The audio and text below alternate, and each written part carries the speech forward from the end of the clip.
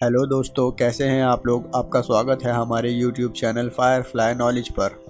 दोस्तों, हमारी इस दुनिया में बहुत सी अजीबोगरीब, अद्भुत और रहस्यमय घटनाएं घटती रहती हैं, जिनका किसी बुद्धिमान से बुद्धिमान व्यक्ति को भी समझ पाना या किसी दूसरे व्यक्ति को समझा पाना असंभव है।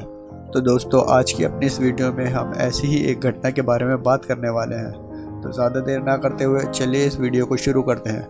और आपने अभी तक अगर हमारे चैनल को सब्सक्राइब नहीं किया है तो हमारे चैनल को सब्सक्राइब करें। चलिए शुरू करते हैं। दोस्तों, यह घटना 4 सितंबर 1954 की है।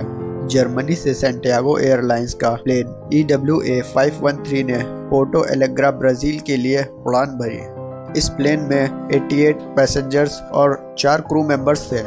इस फ्लाइट का यह सफ़र 18 घंटे का होने वाला था, मगर फ्लाइट के टेक ऑफ के कुछ ही घंटे बाद प्लेन का कॉन्टैक्ट एयर ट्रैफिक कंट्रोल से टूट गया और तमाम कोशिशों के बाद भी एयर ट्रैफिक कंट्रोल विमान से कोई संपर्क नहीं कर पा रहे थे। इसके बाद जर्मनी और ब्राज़ील दोनों ही देश की सरकारों ने इस विमान को ढूंढने की कोशिशें शुरू कर दी।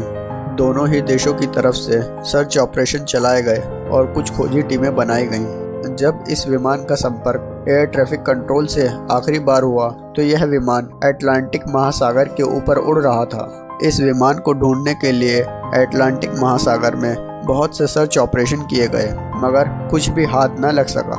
ना तो इस विमान का कोई मलबा मिला और ना ही लोगों का कुछ पता चला और ना ही इस विमान के कोई दुर्घटनाग्रस्त होने के सबूत मिले।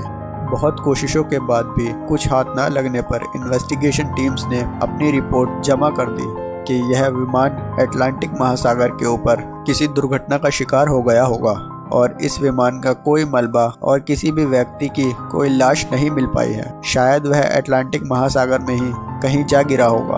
और इस घटना के 2 साल बाद सैंटियागो एयरलाइंस को भी बंद कर दिया गया और धीरे धीरे वक्त गुजरता गया। और एक दिन 12 अक्टूबर 1989 पोर्टो एलेग्रे ब्राज़ील की एयर ट्रैफिक कंट्रोल टीम को एक अजीब विमान अपने रडार पर दिखाई दिया। यह विमान बिना किसी परमिशन के बहुत करीब उड़ रहा था। एयर ट्रैफिक कंट्रोल टीम ने उस विमान से संपर्क करने की कोशिश की, मगर उस विमान से कोई संपर्क नहीं हो पा रहा था। पूरी ATC यूनिट इस विमान को देखकर परेशान थी और यह विमान बहुत तेजी से रनवे की तरफ लैंड होने जा रहा था। आनन फानन में रनवे को खाली कराया गया और यह विमान लैंड कर गया। और इसके बाद एयर ट्रैफिक कंट्रोल यूनिट यह देखकर हैरान हो गई कि इस विमान पर सैंटियागो एयरलाइंस लिखा हुआ था, जबकि सैंटियागो एयरलाइंस को बंद हुए 33 साल गुजर चुके थे और लगातार प्लेन के पायलट से संपर्क करने की कोशिश के बावजूद कोई संपर्क न होने की वजह से उन्हें प्लेन के पास जाकर उसका दरवाज़ा खोलना पड़ा। और दरवाज़ा खुलवाने के बाद जो वहां मौजूद लोगों ने देखा, उसे देखकर पूरी एयरपोर्ट अथॉरिटी हिल गई। उस प्लेन में पैसेंजर्स की सीटों पर सिर्फ लोगों के कंकाल बैठे हुए थे और यह देखकर लोगों ने पायलट से बातचीत करना चाहिए और जाकर कॉकपिट का दरवाज़ा खोला तो वहां पायलट की जगह पर भी 2 कंकाल मौजूद थे, जिनका हाथ अभी भी प्लेन के हैंडल पर मौजूद था।